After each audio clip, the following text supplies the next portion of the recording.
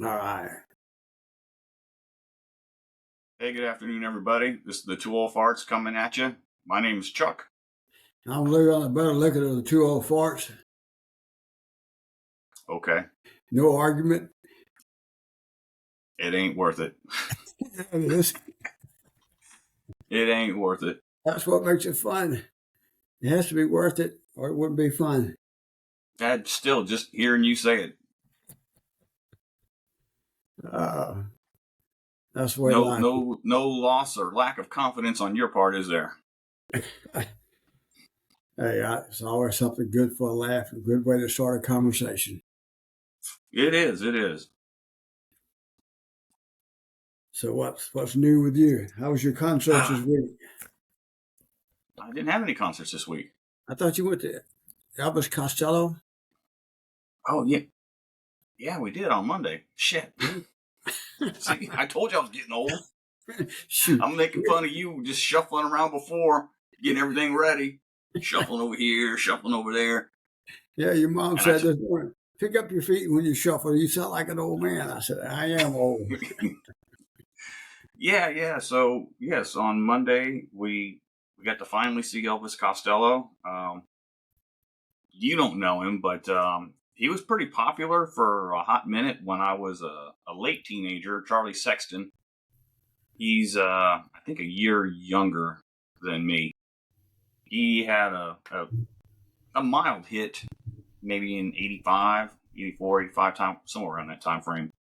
Anyway, he is in Elvis's band that's touring right now, and I guess he's done some time touring with Bob Dylan and whatnot. Uh-huh. But so yeah, we finally got to see Elvis Costello after he's been around 45 years or more. Yeah, he's been around a while. He's been around a long while. Yeah, I was familiar with some of his work. I never, Okay. Well, yeah, never. during that period of the late 70s, early 80s, I mean, it would be hard. You'd be hard pressed to not hear a song or two of his on the radio. Yeah. But the weekend before that, who did we go see? I don't remember the name of the band, but I'm gonna tell you, we had a good time. I enjoyed the conversation. It was cold as heck. We went to see Braxton Keith. Yeah, he's going to be in Austin, I think, here pretty soon. He's getting real big. So yeah, we went to Floors. We got there early. I'll tell you about the old folks and what they did just in a little bit. But needless to say, we were shocked that there were no tables. Normally, when you go to Floors, if it's an indoor concert, there's like 2 rows of tables on each side of the venue by the windows. This time there weren't any tables. So we were like, shit, what the hell we're going to do? We're old and we've been here since 7 o'clock. So we decided we would hang out outside right next to where the windows are and hear the band because they had those big heaters out there. Those tall stand heaters that kind of radiate the heat out. And as my dad said, it was pretty damn cold. It was probably in the 30s, 40s. Isn't high 30s, maybe low Well, 40s at the most.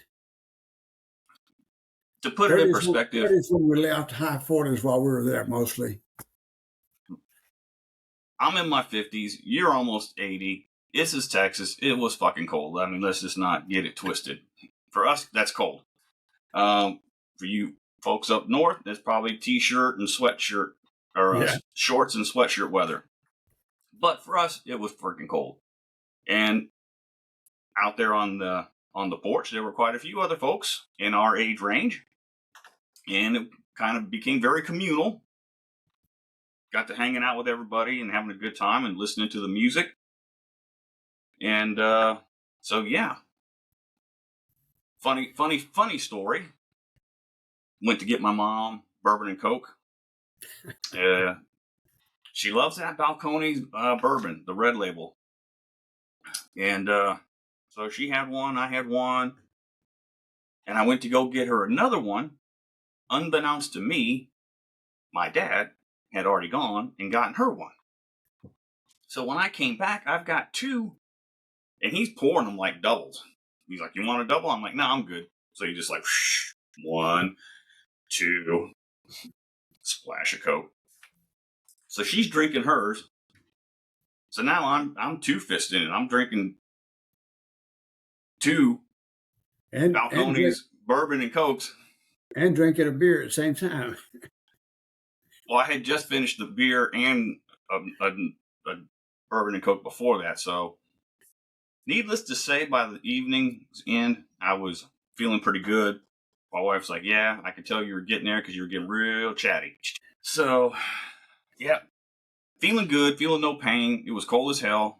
I had to keep turning the heaters back on because if you step too hard on the ground, the heater, for some reason, would just pop off. But back to the original story at the beginning, when we went to Floors, I told my parents, hey, it's going to be indoors. So if you want to get a table to sit down, we got to get there early. So we get there, Brenda and I get there maybe 6:45. And I said, hey, I'm just going to go get in line. And when it gets about 5 minutes till, you can just come down and join me. I'm walking to Floors, and I see a lot of people walking ahead of me. I'm like, dang, there's a lot of people coming early for Braxton Key. And I get there, and there's a line from the door all the way back to where the entrance is for the outdoor shows. And as I'm walking to get in the line, I hear my parents, hey, hey, hey. And I look, and I'm like, they're standing up at the front door. Nobody else is around them. And I'm like, what are y'all doing here? And they're like, oh, we got here. We already got our tickets. Look, see, they gave us our wristband. We just gave them our name, and they looked us up. And I'm looking around going, why are you guys here? Everybody else is in line over there. And Mom's like, I don't know. We just are standing here. So I call my wife, and I'm like, hey, parents are already here. Come join us. She's like, okay. So she starts walking pretty much in the same direction to go get in line like I was. And I'm like, hey, Brenda, we're over here. She's like, why are we still here? And I'm like, I don't know. My parents are just standing here. And I'm like, Mom, why are we still standing here? She's like, I don't know. We just got our tickets and we're just standing here. I thought we were going to get thrown out of there. They came by. They gave me and my wife our wristbands. I guess the moral of the story is if you hang out with your parents and they're old and they're doing dumb things, just stick around with them. You never know. You might get to be the head of the line. But I don't know. So y'all didn't know that y'all weren't supposed to be there, right? No, when I walked up, I saw this girl and a guy there with the table, and they were getting out bands and stuff, the wristbands and stuff. So I asked him, I said, we're going here or we're going over there? She said, come on up here. You can go in here. I said, okay. So I go up there. She said, do you have your ticket? I said, no, my son has them. And I gave him your name. She looked it up. She said, yeah, 4. And I said, my son and his wife will be here shortly. So she puts them on and she said, I said, we stand here or we go down there? She said, no, you can stand over here. We'll let you stand over by the door. Okay. So I went back and confirmed that when you guys start walking up. And she said, yeah, you guys are right. You can, stuff like that. And then the guy came over and did the security check, right? Moves the thing. Right. Lets us go in the door ahead of all that crowd. So I'll say this. Who's about looking at the 2 old farts? Who got it? You are. Who got us in first? Your mom and I are talking about sheer stupidity. I don't know. You just walk around confused, act like you don't know what you're supposed to be doing, and I guess people will take pity on you. Yeah, that's right. That's what your mom said. We were just talking. She said, well, I told her, I said, I think just because we were older, probably a whole lot older than most of that group there, that they just said, okay, just being nice to 2 old farts, right? But it was a good evening. I enjoyed it. I've got my old hearing aids on, so they don't work nowhere near as good as the ones I'm getting next week, or week after next now, the new hearing aids. But I enjoyed the conversation with the 2 guys and actually that lady that came up towards the end, her husband, I guess, was inside, so. But it was good conversations back and forth, Yeah. And the evening was good. It was fun. But I got to tell It you, really was a lot of fun. your mom doesn't get Bonding together over alcohol, country music, and cold weather and a heater.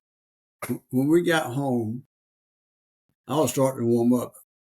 So I don't know how, but somehow I hit your mom's butt. Boy, her butt was cold. Yeah, I had turned it when I was leaving. I said, "You want the seats on in the car?" She said, "Yeah, you can turn them on." So I turned them on. That's the first time, with clothes on and stuff like that. I thought that was pretty funny. It's the first time I ever felt your mom's butt that it was cold. So that's how cold it was out there, folks. And of course, every 15 minutes, your mom's got to go to the porta potties. Yeah. But that's what I makes got to write that down. Mom had a cold butt. that's what makes memories, right? Yep. Yeah. So who we're going to go see next? For sure, Blackberry Smoke in April. Okay, that's good Blackberry because Smoke. the weather will be good. April. Yeah, April 26th. It's a Friday night. Okay, that Flores, right? Yes, sir. April, it's a pretty busy month. Brenda and I will be seeing Adam Ant in the English Beat. I'm Okay. really looking forward to that. It'll be our second time seeing Adam Ant and first time seeing English Beat. 2 nights later, on a Friday, we will be seeing Social Distortion and Bad Religion. I'm really stoked for that show. It'll be my second time seeing Social D, first time seeing Bad Religion. Great to see them together. And then the following week, Brenda and I are going to go see Terry Clark. And the next night is Blackberry Smoke. All right. Sound like you got a good agenda coming up there. Yep. And then in March, Brenda and I are going to go see Brian Setzer. And 2 nights later, I'm going to go see Municipal Waste. They're kind of like an 80s throwback thrash metal band kind of a thing. A little bit of a punk edge. 2 weeks later, I'm seeing the Descendants and the Circle Jerk. So this is kind of like a big punk rock year for me. All right. Descendants, Circle Jerks,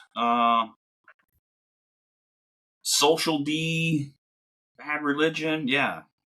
Some really good punk stuff going on. February, I'm really looking forward to this. Seeing Machine Head, Fear Factory, Orbit Culture, and Gates of Hell. That's going to be a really sick show. That's on a Sunday night. Capping it off on a Friday right after that's Godsmack. Really looking forward to that as well. So yeah, the concerts are starting to pick up in February, March, April. Rolling out to May. Oh man, this is going to be a rager. Amon Amarth, Cannibal Corpse, Obituary, Frozen Soul. That's going to be a sick show. Okay. And then at the end of the month, I'm seeing Saxon and Uriah Heep. Man, Uriah Heep, they go all the way back to the early 70s. It's kind of an odd pairing, but really looking forward to that as well. So yeah, it's a pretty good concert series coming up through late spring. Got enough to keep you busy for a while, huh? Yeah, for a little bit. Last weekend, Brenda's mom's in the hospital, so she spent some time with her there. So I just kind of bummed around the house and just didn't kind of feel like doing anything. That's why we didn't do a podcast. And then this past week, I'm in what the Air Force calls initial qualification training, IQT, for the CDA weapon system. And I'll be in there all this week and then half of the next week. So Brenda's mom doing okay? And she's still in the hospital. They really don't know what it is. They thought it was UC, but it doesn't look like it's that. So they're still running tests, still trying to figure things out. And she's still there. So good, but not good, you know? Yeah, it's not getting better, but they're running a lot of tests, MRIs, think she's getting an upper GI on Monday. They're doing a lot of blood work, so they're really being aggressive and getting after this to try to figure out what's going on with her. So Brenda's been gone every day of the week. I've been getting home late because the class starts at 8 and doesn't get out till 4. So by the time I get back with traffic, it's like 5 or almost 5, and then I got to do all this crap to get ready for the next day. Shit, I don't feel like doing no damn podcast after that. And I hope they find out what's wrong with Brenda's mom real quick. I do too, but you know what? When you don't do a podcast, the numbers kind of reflect that too. Oh, is that right? Uh-oh. Yeah, man. We've only had 3 downloads in the last week. I think we've done maybe 55 in the last 30 days. Uh-oh. We got to have to get after this after you get settled down a little bit. So, yeah, I got to be a little more aggressive. I tried to do one with you Saturday, but you were busy. Yeah, I went to see Aubrey's daughter, Braylon. She was volleyball and this intramural, this the community type program, because she's on the school team too at where she goes to middle school. But went out there, and then Uncle Bobby was there. Man, I'm gonna tell you, he's doing really good. The treatment he's been getting from the VA has been just top notch. He's no longer with the fluid buildup. They readjusted his pacemaker. I was laughing at him yesterday. Now, Uncle Bobby's just 5 years younger than I am. Right. And yet they adjusted his pacemaker. He did a real brisk walk to his car. Felt good. Then when he got to his house, he run up the sidewalk to the house. He felt real good, so, and a few other things. He's doing real good. No longer having the fluid build up like he was having, and those kind of things. Just got to give a shout out to the Audie Murphy Clinic there. They've really done a great job with him. And our good friend Leon Collins, who's the commander of our DAV post, is getting ready to have surgery. He has a tumor on his brain. So ain't good. It's going to be at the Methodist Hospital over by where you live in Stone Oak. Okay. So we'll keep him in the prayers and stuff like that. So, but I'll tell you, we got to give a shout out to. I think by and large, the care we're getting through the VA system is pretty good, at least here in San Antonio. Exactly. At least here in the South Texas healthcare system, now I'm sure there's still going to be little pockets, but even within here that somebody isn't getting the best possible care that they could. But if in your area or region, if the care isn't as good as you think it can be or should be, reach out to your elected representatives and let them know. And Absolutely. Reach out to the VA as well, because the level of care has gotten a lot better in the last 4 or 5 years. I mean, it absolutely has. And whenever you see these, if you're log on to the DAV website, stuff like that, you could do that. You can see there's a lot of bills that the DAV is supporting, and we need to let our congressmen and senators know how we feel about those things. Absolutely. I did something the other day I don't normally do. I got one from our congressman from San Antonio about supporting the bill, and he just all this flowery speech, and I just sent him a thing back. Well, are you not going to support it? I don't really care about who introduced this bill. They're talking about if you have a disability and you can't work, to reducing that down, changing the age limit on it. Where right now, once you get it, it's permanent. And they're trying to change the age limit down that it stops at 65. That's just not right, and that's one of the few things that that we support and stuff like that. We just need to make sure we let our people know the vote is really important for whatever your political persuasion is. But anyway, did you see the thing about Coach DeBoer and LSU? No, I didn't. I mean, I've been following up pretty closely with Coach DeBoer. I'm really pleased with what I see so far. Of course, until we start playing the games, it won't make any difference, when you see what happens. But he was on the Pat McAfee show, and they were Oh man, trying to get him to talk in his Alabama wing or whatever it is, stuff like that. And he made a comment. He says he took a shot at LSU Kelly. He says he don't do accents, even fake ones. Everybody got a big kick out of that one. I guess at one time when Kelly went to LSU, he did one of those accents. LSU. It slipped the southern, but it just slipped right in. Yeah. So. And then it slipped right back out. Yeah.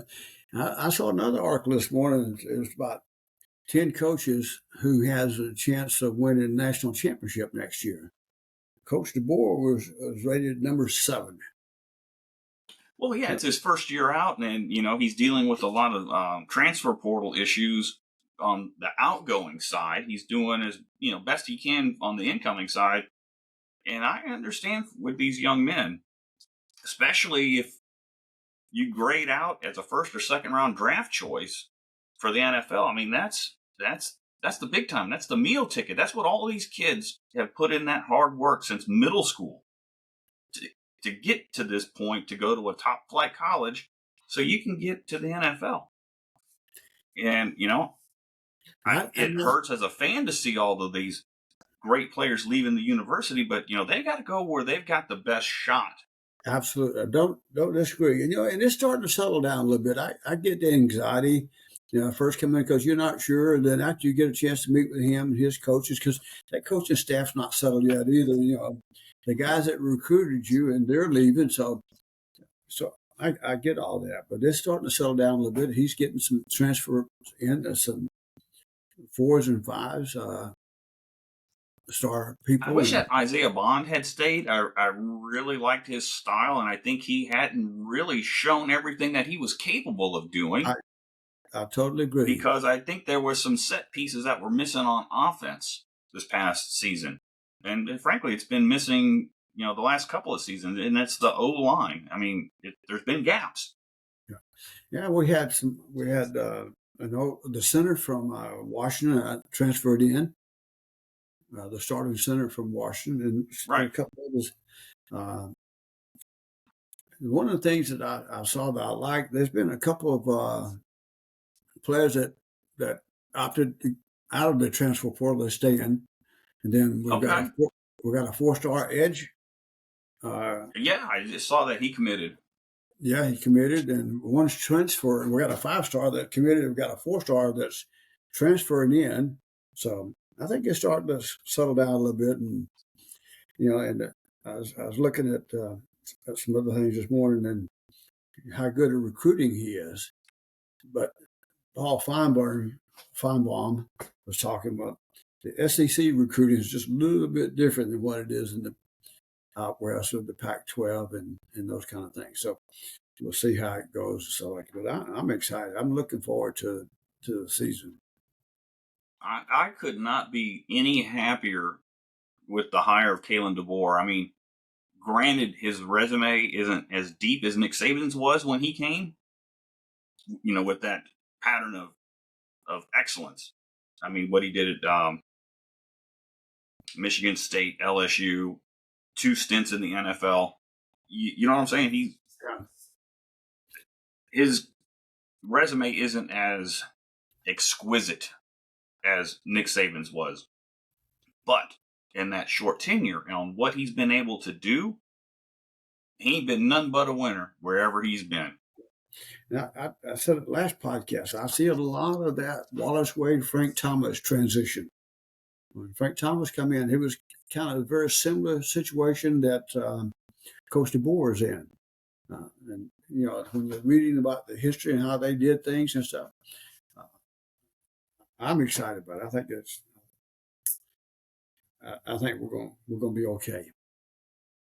And to me, the icing on the cake, the cherry on the top, is the fact that this guy is 7-0 against Sarkisian, Dan Lanning, and who else did he beat?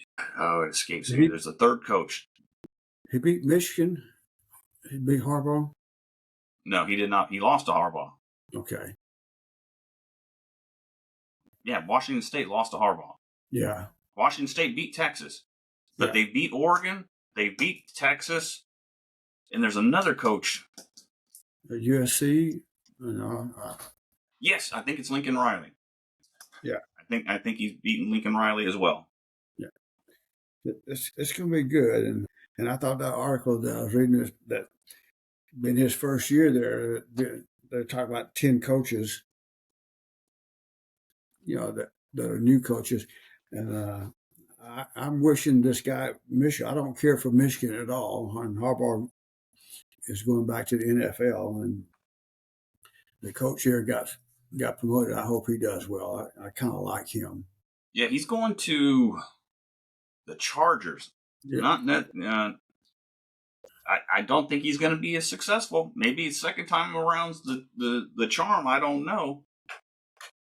But because, like I said, he was not as successful as people think he was at San Francisco. No, I mean, you have to dig in, and he inherited a team that was top to bottom with talent, loaded down.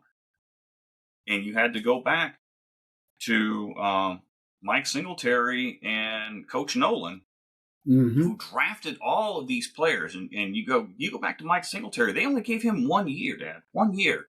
This guy was on the 85 Bears defense. That was a hard-hitting guy.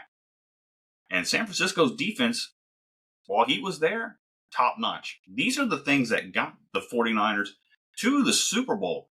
They didn't give him enough time or credit, Singletary, to get him there. So then you got Harbaugh backing into this awesome deal, and he gets the credit because they go to the Super Bowl.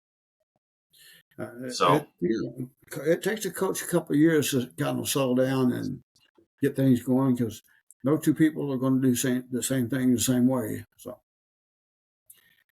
another article I was reading this morning, who the 10 best players from Alabama are, the alumni. You got any idea who those 10 best are? The 10 best? Obviously, Joe Willie. He was number 10. He was number 10. Number 9 was Julio. I would also say Derrick Henry. Number 8. Hang on. Ozzie Newsome. Oh, Ozzie Newsome. Number 7. Ken Stabler, number 6. Ooh, the snake. Derek Thomas, number 5. Defense. Dwight Stevenson, number 4. Ken Stabler was number 6. Right. Don Hudson's number 3. Oh, nice. Going way back. John Hanna was number 2. Ooh, he was a great center. Way back, yeah. Number 1 was Bart Starr.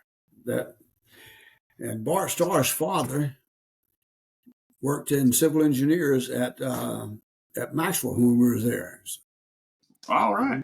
I think I may have said that. I'm not sure, but got to know him, not personally, but that's some pretty good talent right there. Yep, you're right.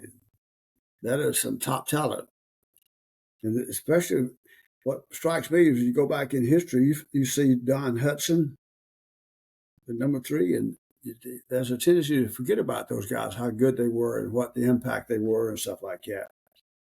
And then there's a lot of controversy about Joe Namath, saying he wasn't the best player, but you look at what he did and how he did things, and people overlooked it. 4,000 yards passing.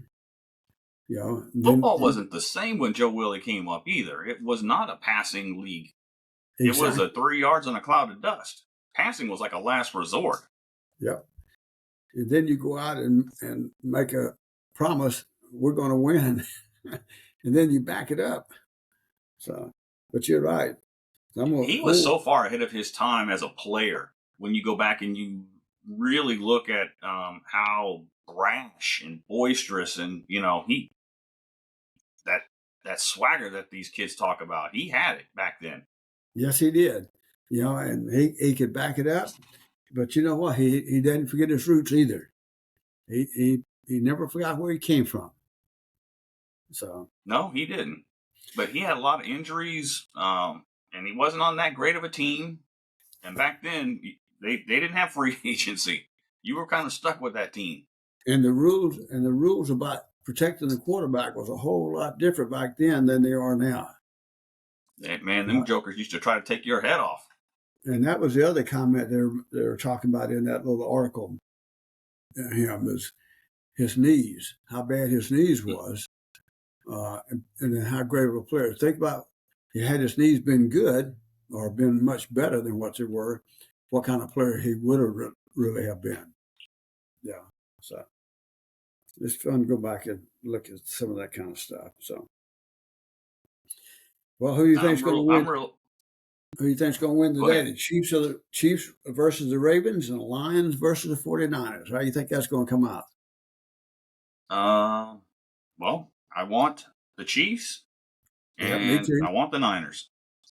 Well, I'm kind of rooting for the Lions. I don't know why. It just goes back what they've done this year. I kind of like the coach there, and it's been how many years? 30 years, something like that, since they've been there. I don't think the Lions have ever been to the Super Bowl. So the playoffs. So it's been like 30-something years since they've been to the playoffs in the playoff system. Nope, they have not been to a Super Bowl. Right, but in the Super Bowl era. Right, and they've been to they made the playoffs about 30 years ago, or in the playoffs, not made it, but in the playoffs. So yeah, the teams that have not been are the Browns, the Jags, the Texans, and the Lions. Yeah, be interesting to see how that goes, and I think they'd be pretty good games. And the conspiracy theories have the Ravens and the 49ers. The conspiracy theorists or Vegas money? Yeah, Vegas money. Well, yeah, that would be a rematch of Super Bowl 47 or 48. When remember it was Harbaugh versus Harbaugh, Jim versus John, and then they had the blackout that the power was lost. Remember? Oh yeah, in the dome. Because the 49ers were getting the brakes beat off of them in that game. Yeah. That was Ray Lewis's last Super Bowl too. Mm-hmm. It's going to be good. I've kind of watched the NFL just a little bit this year. They haven't had as much of the distractions as they had in the previous years. It just kind of turned me off from watching the games and stuff. So we'll see. Yeah, not a fan of the distractions. No, me either. I think there's a time and place for all things. I agree, and I'm happy to see that attention has been brought towards certain areas and certain issues, and they woefully need to be addressed. I like to keep my things separate, and that's just me. I don't have a problem with players having comments or ideas. I think at the sporting event is not the place. That's me personally. I totally agree. I think there's a place for all things in the right venues, because that's why we do what we do. We give people the right to have those thoughts and those ideas and to be able to express them. Absolutely. But there's a right place and a right time and a right venue to do all things. We need to be respectful of each other's thoughts and those kind of things. But anyway. Yeah.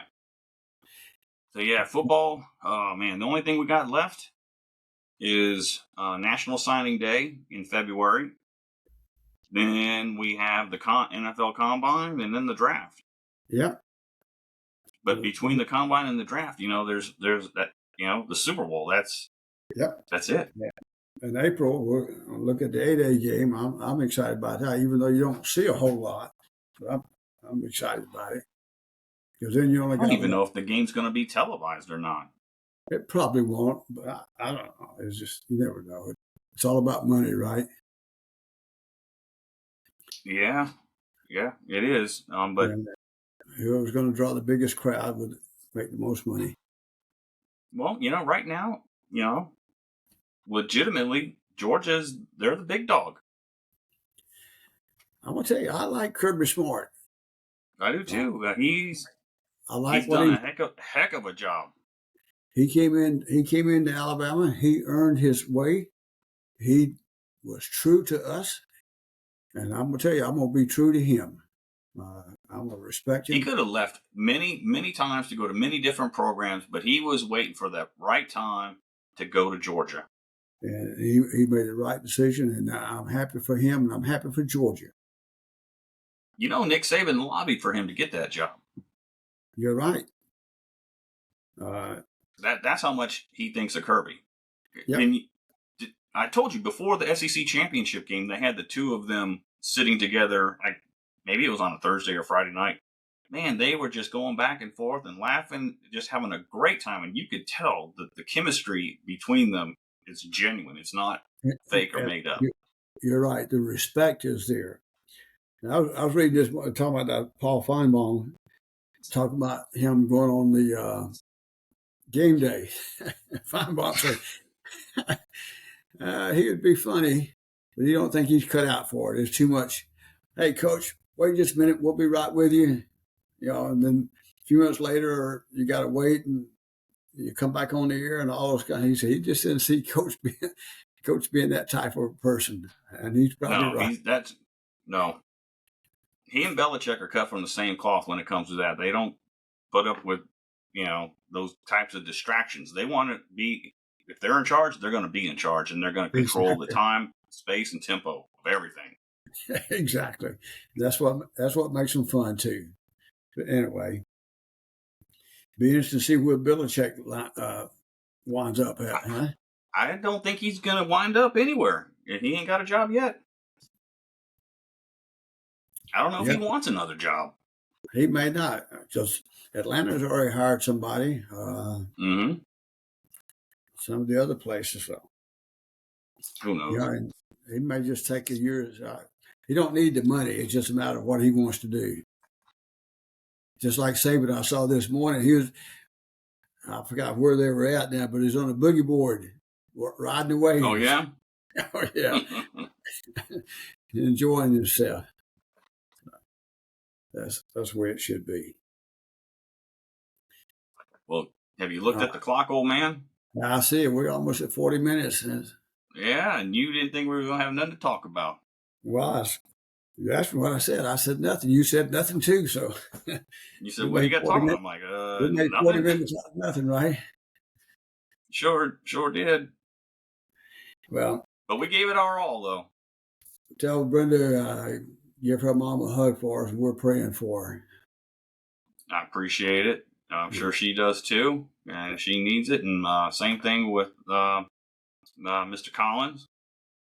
I hope that everything is successful for him and for his, his family, with what they're going through. Yeah, well, he said probably about 3 or 4 days. If everything goes well, 3 or 4 days in the hospital, then there's a 2 to 3 week rest at home before he'll, depending on how it goes, he'll be able to get out and do things and stuff like that. And then he has some other health. He and I met yesterday. He has some other health issues too. He has some lymph nodes and some problems and some other issues too. Got my prayers for Leon. He's probably not as good a shape we think he is. Correct. Yeah. Well, all right, everybody. Thank you all for listening. Again, our apologies for not being as regular as we should be, and I guess you all are letting us know about the number of downloads, and we will endeavor to get better. Y'all have a good day, and we love all of you guys, and be safe out there. All right. Y'all take care. All right. All right. Later, love Dad. You. Bye. Love you too.